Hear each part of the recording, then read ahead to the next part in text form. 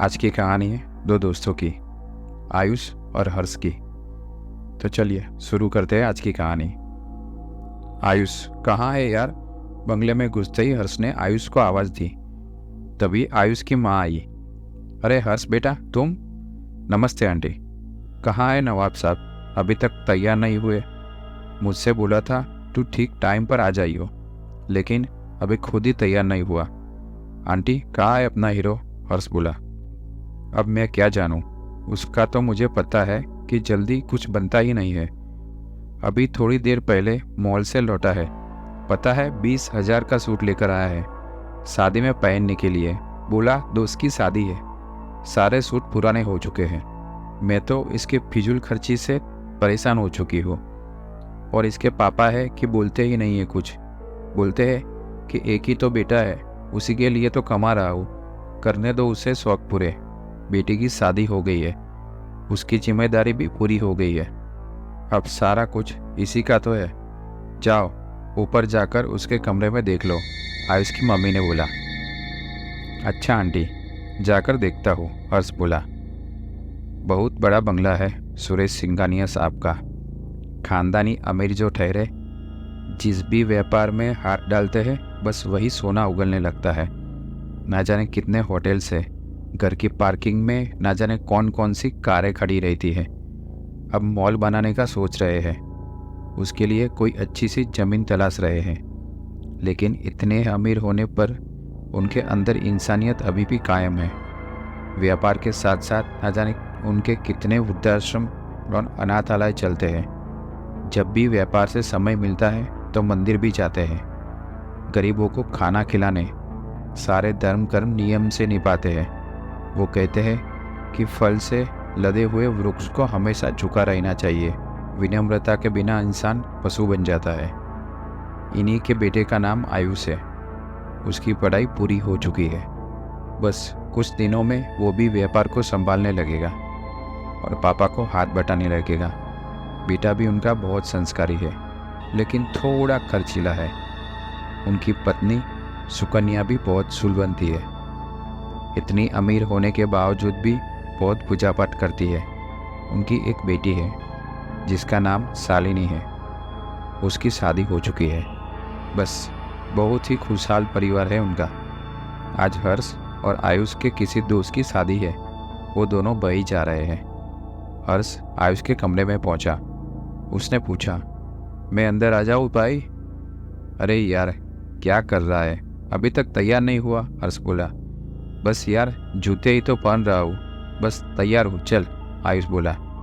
दूल्हा दुल्हन के गिफ्ट मैंने पहले ही कार में रखवा दिए हैं। आयुष ने बोला, मॉम हम जा रहे हैं। लेकिन ये तो बताओ कहाँ? सुकन्या ने पूछा। अरे मॉम, जो वो भरतपुर जाने वाला रास्ता है, उसी रोड पर यहाँ से 10-12 किलोमीटर दूर हमारे दोस्त शांतनु का फार्म हाउस है, वहीं उसकी शादी है। लेकिन वो रोड तो रात के समय अच्छा नहीं है। कहते हैं कि वहाँ तो बुरी शक्तियों का वास है। लोग तो रात में उस रोड पर जाना अनदेखा करते हैं। लेकिन तुम लोग रात में ही उसी रोड पर जा रहे हो, सुकन्या बोली। अरे मॉम, आप भी कहाँ भूत प्रेत की कहानियों में अटकी है। आज के ज़माने में इंसान खुद भूत बन गया है, और इस साइंस के ज़माने में कहाँ भूत प्रेत होते हैं। आप चिंता ना करें, हम पहुंचकर फ़ोन कर देंगे, और वहाँ से आते वक्त भी। अच्छा तो हम चलते हैं, आयुष बोला। और वो दोनों कार में बैठे और निकल गए। लेकिन सुकन्या का मन किसी अनजानी आशंका में डूब गया। दोनों दोस्त शादी में पहुंचे, खूब एंजॉय किया, खूब नाच गान हुआ। आयुष ने जरूर से ज़्यादा ही पी ली, और हर्ष पीता नहीं था। अब घर जाने का टाइम हो गया तो हर्ष बोला, आयुष चल यार, अब घर चलते हैं, रात के 12 बज रहे हैं। तूने अब बहुत पी ली, चल छोड़। और हर्ष ने सबसे विदा ली और आयुष को अपने कंधे के सहारे कार तक लाया और कार खुद ड्राइव करने लगा। आयुष को होश था और वो हर्ष से बातें भी कर रहा था। तभी हर्ष बोला, यार कार ड्राइव करने दे मुझे वैसे भी ड्राइविंग कम आती है, मुझे कंसंट्रेट करने दे भाई। तू थोड़ी देर बातें मत कर, तूने पी रखी है इसलिए मुझे ड्राइविंग करनी पड़ रही है। और आयुष अपने विंडो से बाहर देखने लगा। तभी अंधेरे में सड़क के किनारे उसे सफ़ेद गाउन में एक लड़की दिखी। उसने हर्ष से कहा भी कि देख भाई, इतनी रात को ये लड़की यहाँ क्या कर रही है। हर्ष बोला, यार भाई तूने कुछ ज़्यादा ही पी रखी है, मुझे कंसंट्रेट करने दे, घर पहुंचकर बात करते हैं। और होगा कोई जानवर और तुझे लड़की लग रही है। और वो घर पहुंच गए। आयुष को छोड़कर हर्ष भी अपनी स्कूटी पर घर चला गया। आयुष अपने कमरे में ऐसे ही बिना चेंज करे सो गया था। करीब रात को 2-3 बजे उसकी आँख खुली। उसने कपड़े चेंज किए, फिर बाथरूम गया और आईने में अपना चेहरा देखने लगा तो उसे अपने पीछे एक परछाई नजर आई। उसने पीछे मुड़कर देखा तो कोई नहीं था। आयुष का कमरा भी बहुत बड़ा और बहुत ही खूबसूरत था। बहुत ही महंगी साज सज्जा थी कमरे की। आयुष ने कमरे की लाइट बंद की और अपने बिस्तर पर आकर लेट गया, लेकिन उसे नींद नहीं आ रही थी। उसे ऐसा लग रहा था कि कमरे में कोई है। उसने खड़े होकर कमरे की खिड़कियां खोली ताकि ताज़ी हवा आ सके, क्योंकि एसी चलाने के लायक मौसम नहीं था। अब की बार उसने लाइट खोली ही छोड़ दी। वो बिस्तर पर आके लेट गया, लेकिन अचानक लाइट अपने आप बंद हो गई। उसने अपने फ़ोन की लाइट जलाई।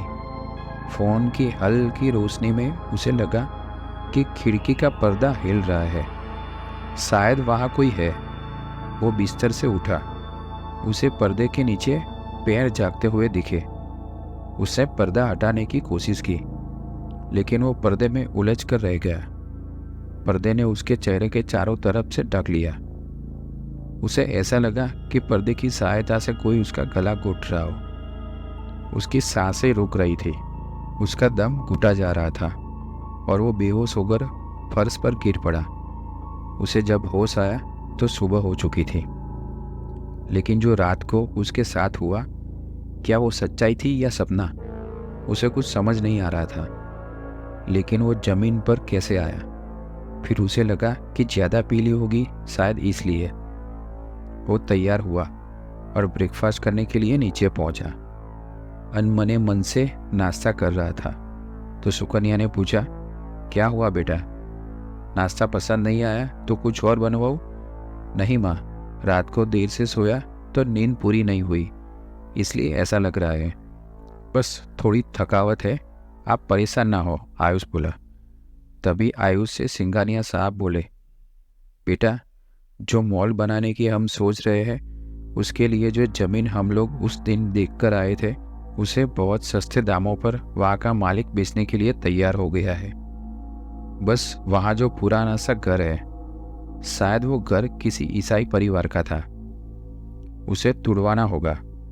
आसपास क्या है वो सब देखना पड़ेगा। उस जमीन का मुआवना करना होगा कि वो जगह मॉल के लिए बेहतर रहेगी कि नहीं। ठीक है पापा, आप जब कहे मैं जाने के लिए तैयार हूँ, आयुष ने कहा। सिंघानिया साहब बोले, ठीक है तो फिर दोपहर में लंच टाइम पर आ जाओ, साथ में लंच करके निकल जाएंगे जमीन देखने के लिए। और बेटा, हर्ष को भी ले आना साथ में। इन सब चीज़ों के लिए उसकी समझ ज़्यादा है, क्योंकि उसने सिविल इंजीनियरिंग कर रखी है, तो उसे भी साथ में ले आना। उसके पास अच्छे आइडिया हुए तो कुछ काम उसको भी सौंप देंगे। नौकरी नहीं है तो फालतू है, अभी इसी बहाने उसे कुछ एक्सपीरियंस भी हो जाएगा और कुछ पैसे भी मिल जाएंगे। जी पापा, आप सही कह रहे हैं, आयुष बोला। तभी सुकन्या आई और बोली, क्या बात हो रही है बाप बेटे में, जरा मैं भी तो जानूं। सिंघानिया साहब बोले, वो जो मॉल बनाने के लिए ज़मीन देखी थी वो काफ़ी सस्ते दामों में मिल रही है, उसी के बारे में बातें हो रही है। उसी रोड पर शायद आयुष के किसी दोस्त का फार्म हाउस है ना आयुष? तभी आयुष बोला, अभी कल ही तो हम लोग वहाँ गए थे। सुकन्या बोली, क्या उस भरतपुर वाले रोड पर, उस भूतहे रास्ते पर जमीन ले रहे हैं? सिंघानिया साहब बोले, तुम भी इस जमाने में कैसी बात कर रही हो सुकन्या? तभी आयुष बोला, मैंने माँ से कल भी यही कहा था। सिंघानिया साहब नाश्ता करके ऑफिस चले गए। आयुष ने नाश्ता किया और अपने कमरे में सोने के लिए आ गया। उसने टीवी चालू की, लेकिन टीवी देखने में उसका मन नहीं लग रहा था, तो बंद कर दी। लेकिन अचानक टीवी फिर चालू हो गई। टीवी में सफ़ेद कपड़े पहने एक परछाई दिखी और गायब हो गई। साथ में खुद ब खुद टीवी बंद भी हो गई। आयुष को लगा कि कोई प्रॉब्लम होगी कनेक्शन में, और वो रात का थका भी था तो सो गया।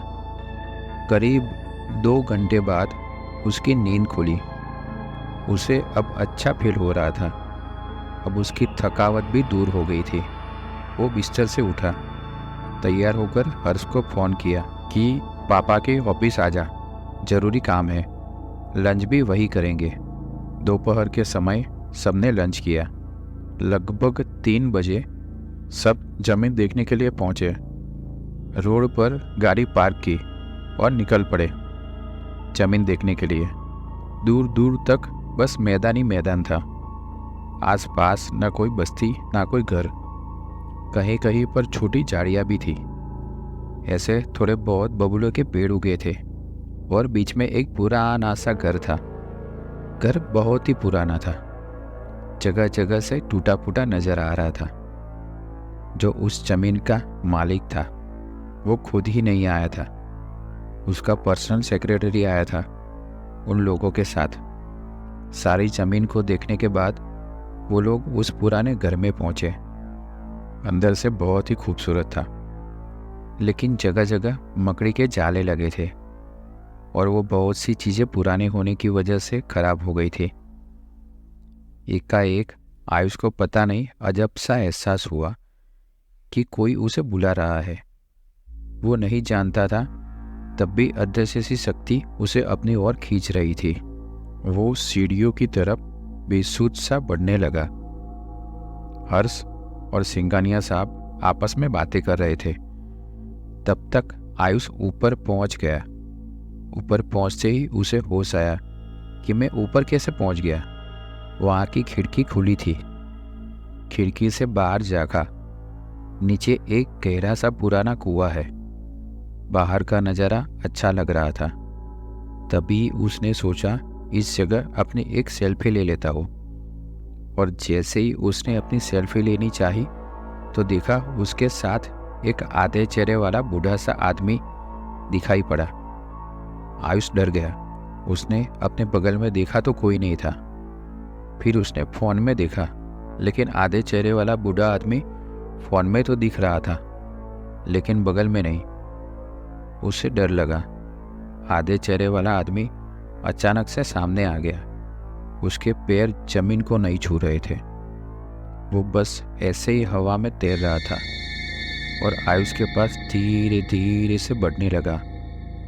आयुष ने जैसे ही वहाँ से जाने की सोची, तभी एक सफ़ेद गाउन वाली लड़की चीखती हुई खिड़की से छलांग लगा दी और कुएं में कूद गई। अब तो आयुष को डर लग रहा था कि दिन दहाड़े ये क्या हो रहा है, और अगर किसी से बताया तो लोग हंसेंगे। वो चुपचाप नीचे आ गया। तभी हर्ष ने पूछा, क्या हुआ आयुष, इतना पसीने पसीने क्यों हो? आयुष बोला, गर्म ज़्यादा लग रही है यहाँ, और प्यास भी लग रही है, तो ले पानी पी ले। मैं पानी साथ में लाया था, हर्ष बोला। आयुष ने मुंह धोया और पानी पिया और बोला, पापा अब चलते ही यहाँ से। और सब वापिस आ गए। हर्ष जाने लगा तो सिंगानिया साहब बोले, हर्ष बेटा अब थोड़ी देर और रुक जाओ, डिनर करके ही जाना। हर्ष बोला, ठीक है अंकल। सब डिनर कर रहे थे, लेकिन आयुष का ध्यान खाने पर नहीं, कहीं और था। तभी हर्ष बोला, क्या हुआ, तू आज अजीब सा बिहेव क्यों कर रहा है? आयुष बोला, कुछ नहीं यार। डिनर करके हर्ष अपने घर चला गया और आयुष अपने कमरे में गया।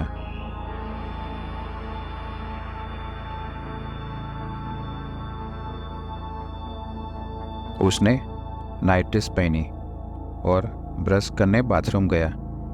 जैसे आईने में देखा तो बगल में सफ़ेद गाउन पहने एक लड़की खड़ी है। लेकिन उसने अपने बगल में देखा तो कोई नहीं था, लेकिन वो आईने में दिख रही थी। फिर अचानक गायब हो गई। उसने जल्दी जल्दी ब्रश करके अपना चेहरा धोया और तौलिए से अपना चेहरा पोंछ ही रहा था कि किसी ने तौलिए से उसका चेहरा ढककर गला दबाने की कोशिश की। जैसे तैसे उसने अपने आप को छुड़ा लिया, लेकिन वहाँ कोई नज़र नहीं आया। बस वो चुपचाप बिस्तर पर आकर लेट गया। दिन भर का थका था, थोड़ी देर में उसे नींद आ गई। सुनसान सी जगह और वो घोर अंधेरा।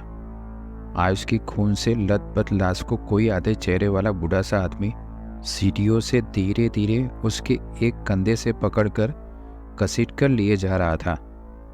उसने एक बड़ा सा गंदा और पुराना ओवरकोट पहना है, पैरों में घुटने तक के बूट पहने हैं जो कि खून से सने हुए हैं। एक हाथ में कुल्हाड़ी है, खून से लथपथ। लाश को घसीटने से दर दर की आवाज़ आ रही है। तभी आयुष की आंख खुल जाती है। कितना भयानक सपना था, आयुष बोला। रात का समय। आयुष खाना खाकर बालकनी में अपना टैबलेट लेकर बैठ गया। बालकनी से घर के सामने का स्विमिंग पूल दिख रहा था। रोशनी में स्विमिंग पूल का पानी बहुत अच्छा दिख रहा था। उसके बाद कार की पार्किंग भी थी, जहाँ पर सारी कार खड़ी थी। उधर रोशनी कम थी। पार्किंग के बगल में बैडमिंटन कोर्ट था। आयुष को स्विमिंग पूल का पानी अच्छा लगा तो उसने टैबलेट से एक पिक्चर क्लिक की। पिक्चर क्लिक करने के बाद उसने देखा कि उसमें कुछ परछाई सी दिख रही है। उसने टैबलेट के कैमरे को जूमिंग मोड पर करके पिक्चर को क्लिक की। उसमें फिर से वही सफ़ेद गाउन वाली लड़की दिखी, लेकिन कैमरे के बिना ऐसे ही देखने पर नहीं दिख रही थी। आयुष ने टैबलेट पर देखा और टैबलेट देखते ही टैबलेट से 2 खून से सने हाथ बाहर निकले और आयुष का जोर से गला दबाने लगे। आयुष के हाथ से टैबलेट छूटकर नीचे गिर गया। टैबलेट के गिरने की आवाज़ हुई तो नीचे खड़े वॉचमैन की नज़र बालकनी में गई। वो भागकर अंदर गया और सबको बताया कि छोटे साहब को कुछ हो रहा है। सब भागकर ऊपर आए।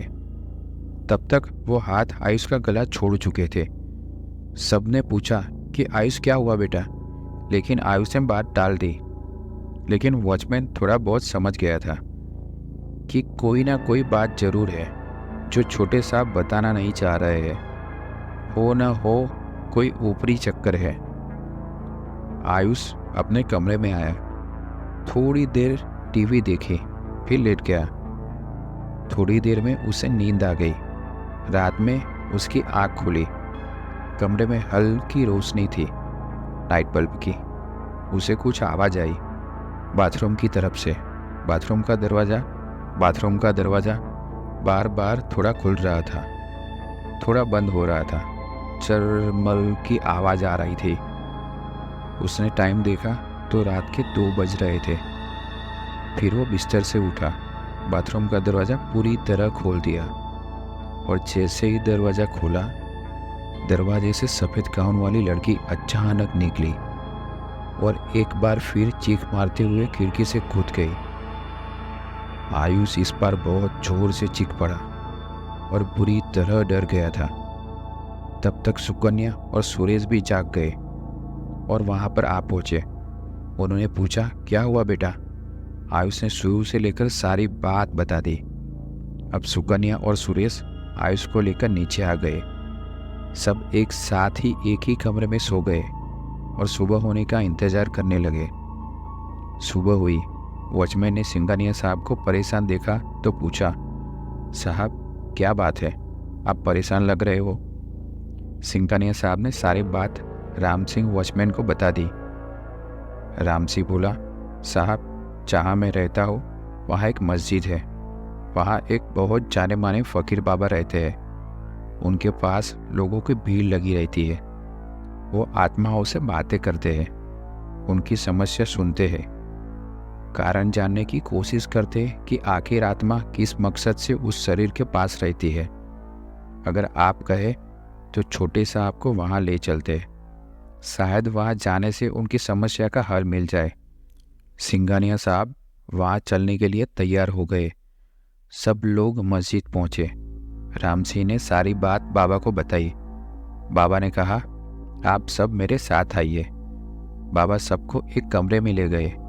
बाबा ने अपनी सारी सामग्री निकाली और अपना काम करना शुरू कर दिया। बाबा को एहसास हुआ कि वो दो आत्माएं हैं और वही आसपास है। बाबा ने कुछ फूंक डाली और बहुत सारी धूप बत्ती से दुआ किया। वो दोनों आत्माएं अब सबको दिख रही थी। बाबा ने सवाल पूछने शुरू किए कि कौन हो तुम और तुम्हें इस लड़की से क्या चाहिए। आधी सर वाली आदमी की आत्मा बोली, ये मेरी बेटी स्टेला है और हमें बदला चाहिए। हम 25 सालों से ऐसे ही भटक रहे हैं। बाबा ने पूछा, क्यों? आधे चेहरे वाली आत्मा ने सिंघानिया साहब की तरफ इशारा किया। फिर बाबा ने कहा, इन्होंने ऐसा क्या किया है जो तुम्हें इनसे बदला चाहिए? फिर आधे सिर वाली आत्मा बोली, 25 साल पहले इन्होंने कुछ किया था, उसी का बदला। इन्हीं की वजह से मेरी बेटी ने आत्महत्या की थी। आत्महत्या की थी? बाबा ने कहा, पूरी कहानी शुरू से सुनाओ। उसने सुनाना शुरू किया। बात उस समय की है जो ज़मीन आप देखने गए। मैं उस ज़मीन के मालिक का पर्सनल सेक्रेटरी था। हमें वो घर रहने को मिला था। हम बाप बेटी आराम से खुशी खुशी रह रहे थे। फिर मेरी बेटी की शादी तय हो गई एक ईसाई परिवार में। हम भी ईसाई परिवार से थे। शादी का दिन था। मेरी बेटी तैयार हो रही थी। सफ़ेद गाउन में बहुत ही खूबसूरत लग रही थी। तभी मेरे मालिक का फ़ोन आया कि ज़रूरी काम के लिए 60 लाख रुपए कहीं पहुंचाने हैं मेरे घर। वैसे मालिक का कोई आदमी दे गया। मैंने बेटी से कहा कि मैं बस थोड़ी देर में ज़रूरी काम निपटा कर आ रहा हूँ। मैंने घर से सड़क तक का कच्चा रास्ता तय किया और सड़क पर आकर किसी वाहन का इंतज़ार कर ही रहा था कि इनकी गाड़ी ने जोर की टक्कर मारी और मैं बूढ़ा शरीर वहीं नीचे लुढ़क गया और मेरे साथ ही एक भारी पत्थर भी लुढ़क कर मेरे चेहरे पर गिरा और मेरा आधा चेहरा बेकार हो गया। मैं मर गया और वो 60 लाख रुपए ना जाने कौन मेरी लाश को दफना कर चुरा ले गया। सुबह के 4 बजे तक मेरी बेटी इंतज़ार करती रही। फिर किसी ने आकर कहा कि तेरा बाप चोर है और वो कभी नहीं लौटेगा। 60 लाख रुपए लेकर भाग गया है। इस बात से उसकी शादी भी टूट गई और उसने खिड़की से घर के पीछे के कुएं में छलांग लगाकर आत्महत्या कर ली। उस दिन तुम बाप बेटे जमीन देखने आए थे, तब मैंने तुम्हें पहचान लिया और तुम्हारे बेटे को परेशान करना शुरू कर दिया। तभी सिंघानिया साहब बोले, हाँ मुझे याद आया, उस रात आयुष का जन्म होने वाला था और मुझे सुकन्या के पास जाने की जल्दी थी क्योंकि उसकी हालत गंभीर थी। हाँ, मेरी गाड़ी से कुछ टकराया तो था, लेकिन मुझे लगा कोई जानवर है और मैंने गाड़ी भी नहीं रोकी थी और जल्दी में था शायद इसलिए।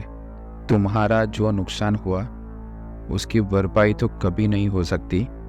गलती मैंने की थी, गलत मैंने किया था। मेरे बेटे को कुछ मत करो, उसे माफ़ कर दो। तुम जो चाहो मेरे साथ कर सकते हो। तभी उसकी बेटी की आत्मा ने कहा, इन्होंने जो कुछ किया अनजाने में किया। हम सबको माफ़ करते हैं और हमारे कंकालों को निकाल कर उचित कब्रिस्तान में दफना दिया जाए। अपने कंकालों की जगह बताकर दोनों आत्माएं चली गई। लड़की का कंकाल कुएं में मिला और बाप का सड़क के किनारे। दोनों को विधिवत दफना दिए गए। आयुष को फिर वो दोनों कभी नहीं दिखे। उम्मीद करते हैं आपको ये कहानी ज़रूर अच्छी लगी होगी। अपनी राय कमेंट बॉक्स में ज़रूर बताना और चैनल को सब्सक्राइब करके वीडियो को लाइक करके अपने दोस्तों के साथ शेयर करना ना भूलें और अपना ख्याल रखना। मिलते ऐसी नई वीडियो के साथ। धन्यवाद।